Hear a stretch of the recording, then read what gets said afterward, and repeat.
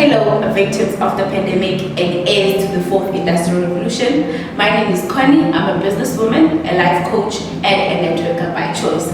Network marketing found me when I was busy dropping CVs, looking for a job 24/7, until one day I decided to hire myself and I never looked back.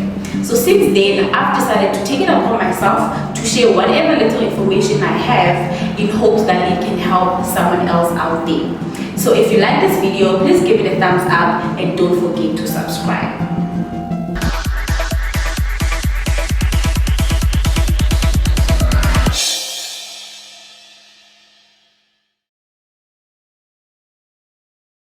The first 100 days of each year are important to set the pace for the whole year.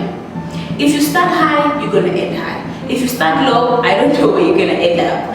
So it's important for you to set your goals, write them down so that you can be able to track your progress and you can see that you can look back in your year and smile and say you've achieved the things that you wanted to achieve.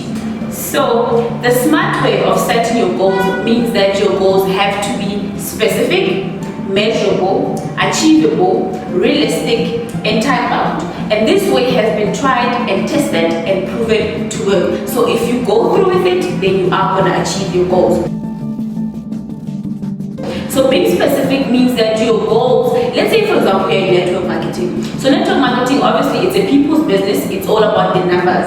So if you want to set goals, it's not enough for you to say that you want to increase your sales or you want to increase the number of people that you introduce your product to. And it's also not enough to say I'm going to talk to more people or introduce my business to more people. You have to put a number on it, a specific number. What you can do is, let's say I want to introduce my business to 1,000 people this month. That's what you need to do. So the next one is your goals have to be measurable. So being measurable means that that number that you put, which is 1,000, now you begin to set targets in order to achieve that number. You can say that for a week, I want to speak to about 250 people for me to achieve that 1,000 people goal that you have. And then you can divide that into days. Let's say per day, I'm going to speak to about 50 people.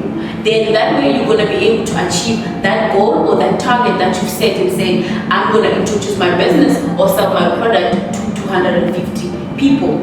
And then also your goal has to be achievable. Achievable means that it has to be actionable, it has to be doable. You can't set a goal that is beyond your capabilities or beyond your abilities. You have to set a goal that you know that you can actually achieve. Let's say for example you're not an athlete. You can't say that on your very first day you're gonna run for 10 kilometers.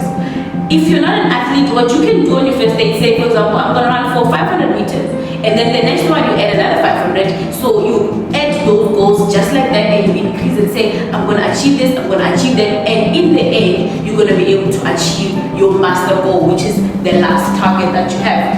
And then also your goals have to be realistic. Being realistic means that you don't set a goal that you know it's going to be impossible to achieve. Let's say that you want to speak to those people you want to introduce your business.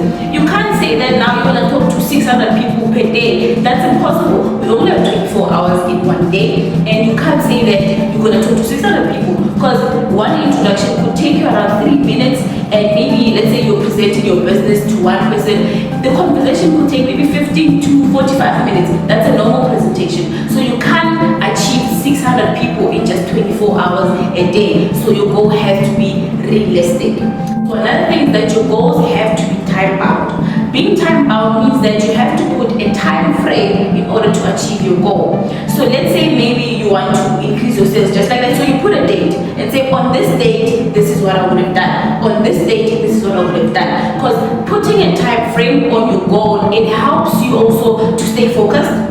It helps you to establish that sense of urgency because you know that you put a deadline. So I'm telling you that a goal without a deadline, it's just a mere delusion, it's just a mere fantasy. It's not going to happen. You gotta put a deadline in order for you to track it and in order for you to stay focused and stay in line. So that is how you set your goals. So after setting your goals, what you need to do is write them down. Because writing them down with the dates, that's where you're going to go back, evaluate yourself and check where can I improve, what did I do wrong, what did I do right, how can I make myself better for the next week. So every week what you do is you go back into your journal or you go back into your diary and then you check what have I done, what can I do better, what other things that can help me? What are the materials that I'm going to need for me to be better in the next week? So evaluating your goals helps you as a person to stay disciplined, to stay focused, and also to stay motivated.